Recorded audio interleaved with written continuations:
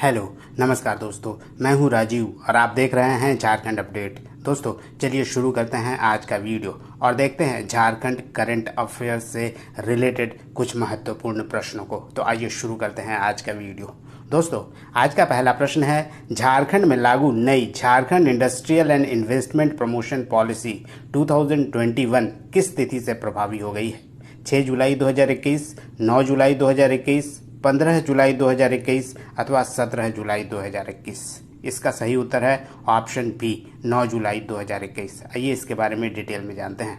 दोस्तों आपको बता दें कि झारखंड की नई उद्योग नीति Jharkhand industrial and investment promotion policy 2021 लागू कर दी गई है। झारखंड सरकार ने इससे संबंधित गजट नोटिफिकेशन भी जारी कर दिया है। सरकार ने नई उद्योग नीति से यह स्पष्ट कर दिया है कि राज्य में औद्योगिक माहौल को विकसित किया जाएगा ताकि कोई भी विदेशी या बाहरी निवेशक यहां आकर आसानी से निवेश कर सके।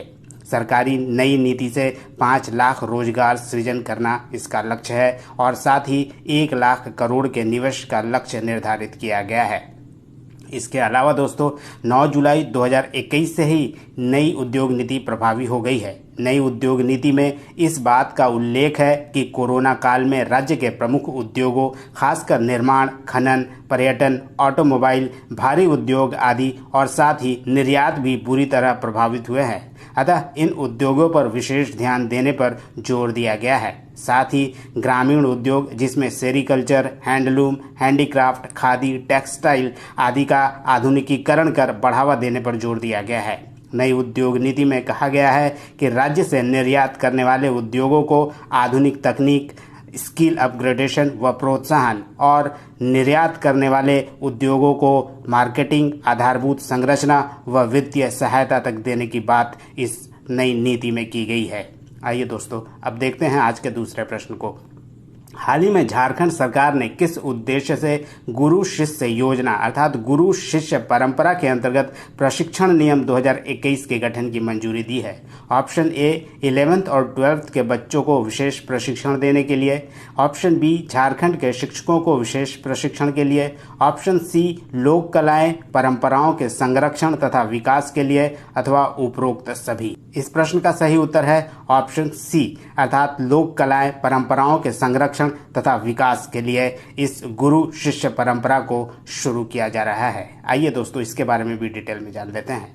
राज्य की विलुप्त होती लोक कलाएं परंपराओं के संरक्षण एवं विकास के लिए इस योजना की शुरुआत की घोषणा हाल ही में झारखंड सरकार द्वारा की गई है। इसके लिए एक प्रशिक्षण नियम बनाए गए हैं। इसके अंतर्गत एक वित्तीय वर्ष में 2 विधाओं का चयन किया जाएगा। विज्ञापन के माध्यम से गुरु और प्रशिक्षुओं का चयन होगा। इसके तहत गुरु को 12,000 रुपये प्रति माह और उनके सहयोगी को 7,000 रुपये प्रति माह वेतन भी दिया जाएगा। इसमें अधिकतम 10 प्रशिक्षु रखे जाएंगे जिनके आवास और भोजन पर प्रति माह 3,000 खर्च हो सकेंगे।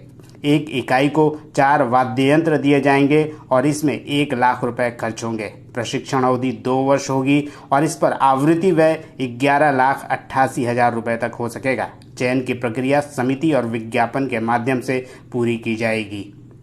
आइए देखते हैं आज का नेक्स्ट क्वेश्चन। झारखंड के मुख्यमंत्री हेमंत सोरेन की सरकार ने उच्च शिक्षा में छात्राओं की भागीदारी बढ़ाने के लिए प्रतिवर्ष कितने रुपए की आर्थिक सहायता देने के विभागीय प्रस्ताव को हाल ही में स्वीकृति दे दी है? ऑप्शन ए 5,000 रुपये, ऑप्शन बी 10,000 रुपये, ऑप्शन सी 15,000 रुपये अथवा ऑप्शन डी 20,000 रुपये। इसका उत्तर है ऑप्शन डी 20,000 रुपये। आइए इसके बारे में भी डिटेल में जानते हैं। दोस्तों झारखंड के मुख्यमंत्री हेमंत सोरेन की सरकार ने उच्च शिक्षा में छात्राओं की भागीदारी बढ़ाने के लिए एक अहम घोषणा हाल ही में की है। राज्य सरकार ने उच्च तकनीकी शिक्षा एवं कौशल विकास विभाग के अंतर्गत किसी संस्थान से तकनीकी क्षेत्र यानी टेक्निकल क्षेत्र में डिप्लोमा करने वाली राज्य की छात्राओं को 10,000 रुपये तथा अभियंत्रण यानी इंजीनियरिंग पाठ्यक्रम में डिग्री की पढ़ाई करने वाली छात्राओं को 20,000 रुपये प्रति वर्ष की आर्थिक सहायता देने के विभागीय प्रस्ताव को स्वीकृति दे दी गई है। मुख्यमंत्री ने विभाग के इस प्रस्ताव को 6 जुलाई 2021 को स्वीकृति प्रदान कर दी है। आइए नेक्स्ट क्वेश्चन देखते हैं। झारखंड के नए राज्यपाल के रूप में नियुक्त रमेश बैस मूल रूप से किस राज्य के रहने वाले हैं? Option A Jharkhand, option B Chhattisgarh, option C Madhya Pradesh अथवा ऑप्शन डी उत्तर प्रदेश। इसका उत्तर है ऑप्शन बी छत्तीसगढ़। दोस्तों आपको बता दें कि झारखंड की राज्यपाल द्रौपदी मुर्मू की जगह रमेश बैस को प्रदेश का नया राज्यपाल नियुक्त किया गया है। वे मूल रूप से छत्तीसगढ़ के रहने वाले हैं और रमेश बैस झारखंड के 10वें राज्यपाल हैं। इससे पूर्व वह त्रिपुरा के राज्यपाल के रूप में जिम्मेदारी संभाल रहे थे। रमेश बैस 7 बार सांसद रह चुके हैं और वे छत्तीसगढ़ के रायपुर से लोकसभा के सदस्य रहे हैं। रमेश बैस केंद्र सरकार में भी कई पद पर मंत्री के रूप में कार्य कर चुके हैं। आइए नेक्स्ट क्वेश्चन देखते हैं। जुलाई 2021 में कोयला खदानों में रिसर्च के लिए कोल इंडिया लिमिटेड ने किस प्रतिष्ठित संस्थान के साथ MOU पर हस्ताक्षर किया है?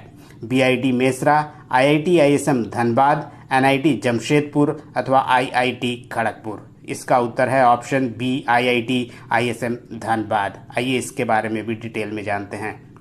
दोस्तों धनबाद के IIT ISM को एक बार फिर से जुलाई 2021 को बड़ा मुकाम हासिल हुआ है। भारत सरकार की नवरत्न कंपनी CIL अर्थात कोल इंडिया लिमिटेड ने नीति आयोग के सुझाव पर कोयला खदानों में अनुसंधान को लेकर धनबाद के IIT ISM के साथ एक MOU अर्थात मेमोरेंडम ऑफ अंडरस्टैंडिंग करने जा रही है। इसके आधार पर कोल इंडिया के इकाई के अंतर्गत आने वाली सभी कोयला क्षेत्रों में खनिज अनुसंधान की तकनीक IIT ISM उपलब्ध कराएगी। IIT ISM ने जो प्रपोजल कोल इंडिया को भेजा था उस पर मंजूरी दे दी गई है। 13 जुलाई 2021 को ही कोल इंडिया के निदेशक और धनबाद IIT ISM के निदेशक के बीच समझौते पर हस्ताक्षर हुए हैं, जिसके तहत IIT ISM कैंपस के अंतर्गत CIL innovation and motivation centre स्थापित किया जाएगा।